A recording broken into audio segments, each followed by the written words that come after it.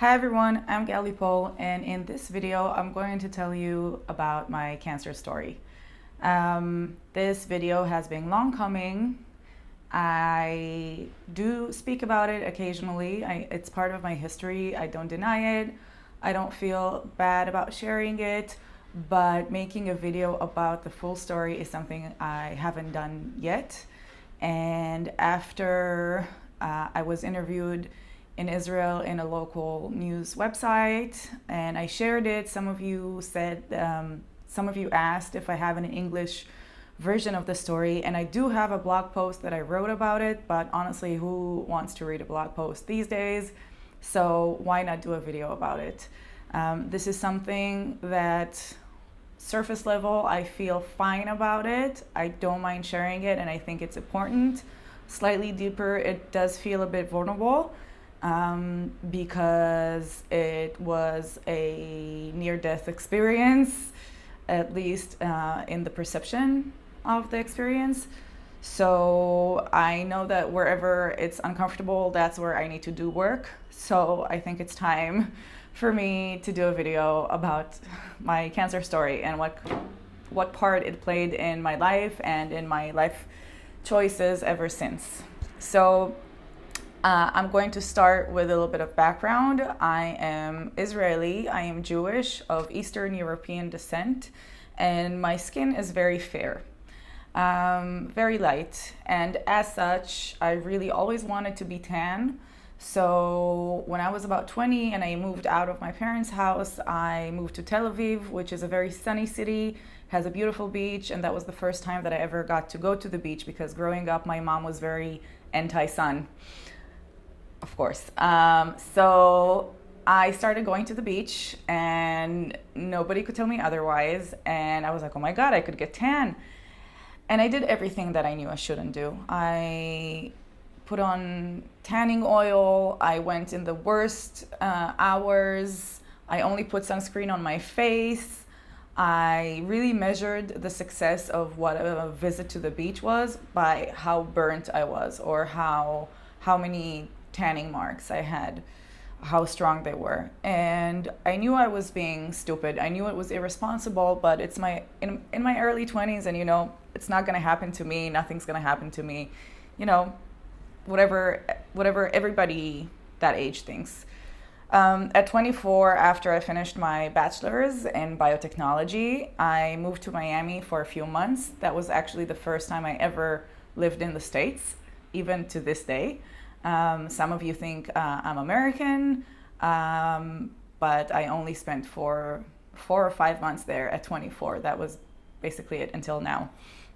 And Miami is even more of a beach city, even more of that beach culture. And I was like, yes, sun. I'm going to be so tan. Everybody thought I was Cuban or Puerto Rican. And yeah, I kept doing the same silly things there. And again, I knew that it wasn't smart, but it really felt like an addiction. Like, it really felt like I had body dysmorphia. When I was tan, I was feeling good with myself. When I wasn't tan, I felt ugly and unattractive. And I got back to Israel and I started my master's degree in microbiology and genetics. And I still, found time to go to the beach on the weekends, whatever. And then a year into the degree, into my master's, I noticed a beauty mark on my left waist or hip. And I noticed that it wasn't there. I noticed it was new. I knew it wasn't there the day before or a week before, and it was skin color and it was a little bump. And I was like, okay. So I paid attention to it, and then it quickly changed its color to bright red. And I went to my skin doctor and I told him, listen, I tan, this is new, I feel like we should take it off. Also, I do have family history of precancerous tumors on the skin for some of my family members. So I knew my genetic predisposition was probably not good, and also I knew I was being stupid, so I thought, let's take it off. My doctor said, it doesn't look like skin cancer, like regular skin cancer. It has, very defined edges, and it's bright red. So it doesn't look like what skin cancer looks like in the pamphlets that we got to see as kids in Israel, which was like dark, undefined edges, gradients of color. It didn't look like it. So he said, you don't need to. And I said, I insist. Long story short, it took the public health system about 4 months from the time I went to my skin doctor asking for it to be removed until it was actually removed. And I wasn't too stressed about it because who thought it was going to be cancer, right? Not me. So I did the little small procedure. I went in, they cut it out, local anesthesia, 10 minutes I was out. And I didn't think of it. 2 weeks later, I'm in the lab and my skin doctor calls me and he says, Gal, your results are back. Please come see me today. I was like, okay, what time? Come see me at 9 p.m. after all the patients leave so we can have time to chat. So obviously I hung up the phone and I started crying. I still didn't think it was going to be cancer because who thinks about cancer at 25? I thought maybe it was a precancerous thing like my family history showed that we have a disposition for. I went to the doctor, with the heart beating, and he said it's melanoma. And I said, I don't know much about skin cancers. I only know there's a bunch of them and only one of them can be lethal, can actually metastasize and kill you. And he said, yes, that's the one. And I was like, I was in so much shock. I remember to myself, I didn't even cry because I was so shocked. I couldn't even process. I left, and then he started saying what I should do in terms of the treatment protocol, and I just zoned out. After the doctor's appointment, my brother called me because he knew I was going there, and I told him that it's melanoma, and he's like, oh my God, are you okay? And I'm like, yeah, apparently it's treatable. I don't know. Took me about half an hour to get back home. My brother and I still to this day are neighbors. So he was already home. And I remember going into his apartment and I don't remember if his face was already red from crying or not. But all I remember is that I went in and I just started bawling my eyes out the minute I saw him and just hugged him and just cried so much. And it was a type of cry that I never experienced before. It was very primal. I remember to this day, I felt like a wounded animal. The sounds I was making were just so foreign to me. I didn't know that what you see in movies or TV shows about traumatic experiences actually looks like that. He was crying too. It was a whole mess of emotions. The following day, I went to see my parents, and that was really hard for me because I love them so much, and my mom was always cautioning me against tanning and sun exposure, and I felt like I was going to go, first of all, disappoint her, and second of all, she's going to say, I told you so. And I went to tell my parents. She did none of that. My dad was so supportive and so cool and calm and collective. And my mom just gave me a hug. And when I started crying, I was like, I'm sorry, I didn't listen to you, Mom. I'm so sorry. She said, don't be stupid. We're going to get through it. Only after the whole situation was done, she told me about the sleepless nights that she had because she really thought that her little girl might be dying at 25 or could be dying at 25. According to the size of my tumor, basically, there are different protocols for different sizes. It really depends on what stage you kind of catch it. I was really, really lucky. I was, again, stupid for tanning, but I was very aware and I caught it early. And all I had to do for the size of the tumor that they removed was get into surgery and just remove a larger piece of skin and tissue around the tumor that I already took out to make sure that it didn't spread, it didn't metastasize.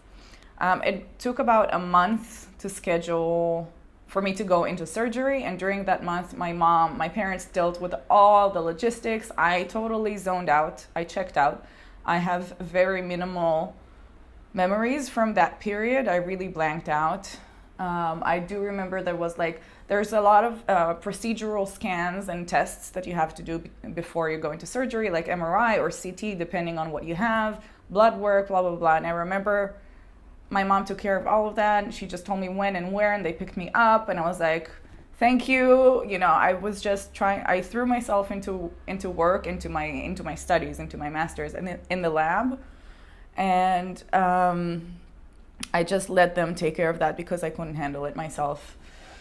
So in October 17, 2013, I went into surgery, basically because it was on my hip. And let's say the tumor was about the size of my fingernail. So they took a piece of skin that's about this big around it, took it out, and also carved in about an inch or 2 centimeters of flesh and tissue, and just took all of that out into the lab to make sure that nothing metastasized. And they also took a lymph node to make sure it didn't go into the lymph system where it can metastasize and affect the rest of the body. And so once they removed that huge piece of skin and flesh out, it was kind of like this kind of a thingamajig, and then they closed it and sewed it. And because it was on my left side, I didn't even walk. I was just placed like this for 3 weeks until they took the stitches out. So because it's a very, it's not an easy surgery by any means, but I don't actually have another surgery that I went through myself to compare it to. For me, it wasn't easy. I had to lie down for the first week and a half. I couldn't stay up. And then for the rest week and a half until they took the stitches out, I couldn't walk and I couldn't stand upright for long periods of time. So it was really just lying down on the sofa. And for a dance teacher, I was a pretty active person. I was working out. I was teaching dance, teaching pole dance, teaching twerking. I was just starting out teaching twerking. And, going to school every day, going to the lab and doing my research, all of a sudden I was just at home on the sofa doing nothing. And it was a smack in the face. It was a very surreal feeling to see how much do you define yourself by your external circumstances? Because if I don't dance and if I don't go to school and if I don't see my friends, who am I? It made me think a lot. And I think that was the beginning of my spiritual awakening. And it was really hard. I remember thinking it was the first time I ever went and the only time I ever went through surgery, and I was unaware of how my body would heal. And I had legitimate fears and thoughts of not being able to dance ever again. I felt like I was in the bottom of a well, and I could look up and I could see all the other people out there or up there, living life and using their body and not thinking about it. And I knew in my mind that those fears are probably not going to happen. I knew I was probably going to get better, but you can't control those fears and those thoughts, and they were there. I was scared I won't be able to move again. After 3 weeks, they took the stitches out, and then it took me another week or two to get used to my body. And I remember that 2.5 months after surgery, so on New Year's Eve, because surgery was in the middle of October, my little victory was me pole dancing, performing with pole dancing on New Year's Eve. And I didn't think I could do it. I had no idea as I was healing from surgery that, 2.5 months post-surgery, not only will I be in good shape, I will be in good shape enough for me to fucking perform on a pole. And it was amazing. But I really think that was a very, very, very defining experience in my life. As I said, it was the beginning of my spiritual awakening, and I'm still in the midst of it. There's always more depth to delve into. I think that was the first time I realized that what I want to do in life is help other people feel great in their body, or nowadays I feel in their minds as well. That was the first time that I experienced just how much what I do physically affect me mentally. I was lying on the couch, healing, not missing school, not caring about my research, like understanding for the first time that I have been going in a trajectory, in a path that I thought I needed to do. I've been living a life that my sort of community and surroundings and people around me thought I should, with getting a science degree.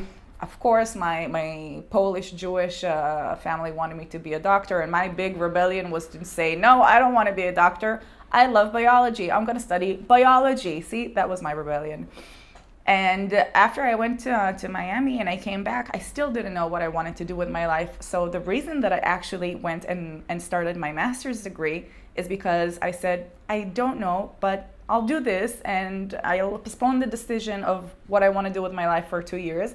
And in the meantime, I'll get a degree. So that decision-making process was not good, and it has changed since then. But I am happy with the decision that I do have my master's now.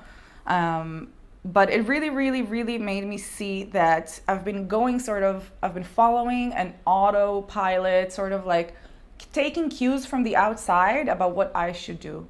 And when I was lying on the couch, missing the studio and missing moving and missing my students and my friends, it really made me understand that this is what I want to do with my life. I want to empower people through dance.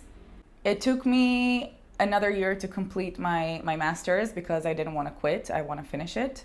And it took me another year of working in the same oncological department. So the same department in the same hospital where I was treated for my cancer, I went to work there for a year after I finished my master's because I felt like I had a karmic debt that I wanted to repay to the universe. I had a little bit of survivor's guilt because my cancer was easy. I only had to go through surgery.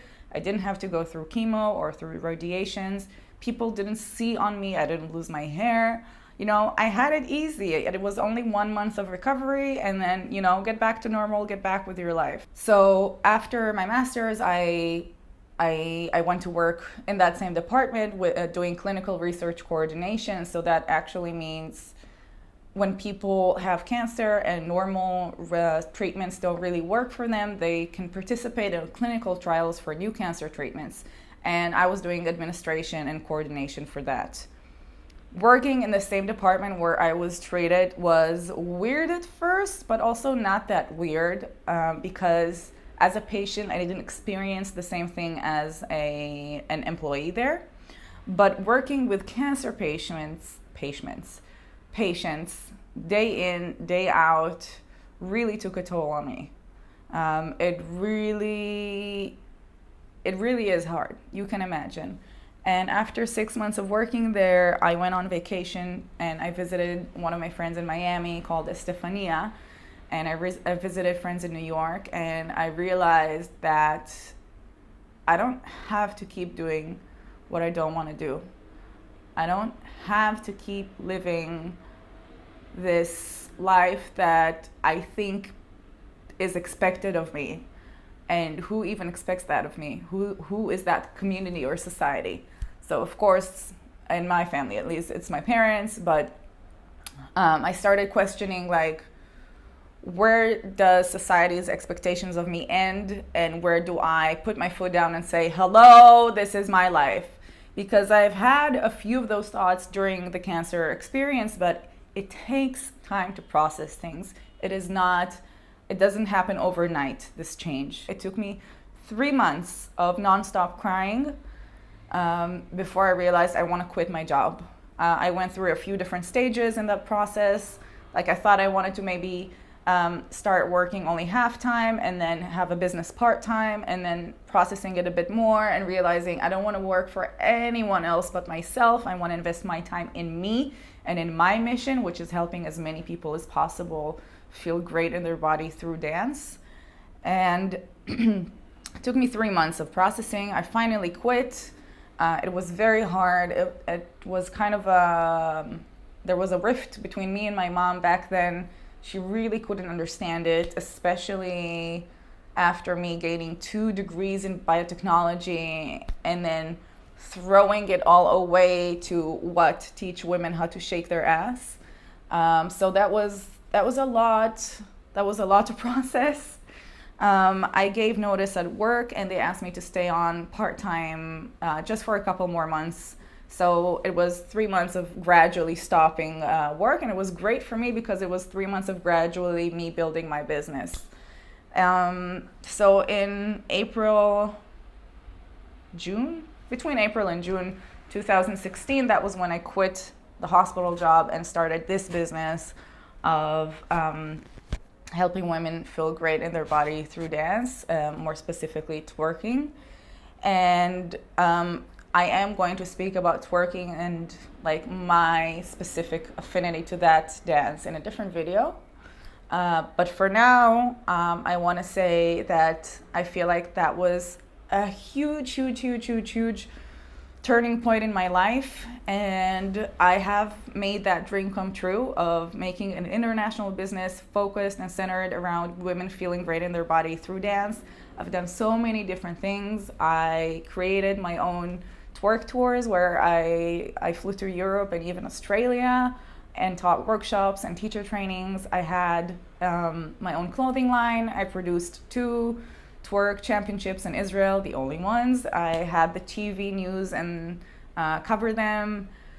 I've done amazing things, and I feel like I really lived that dream. I lived that life. I made that dream come true.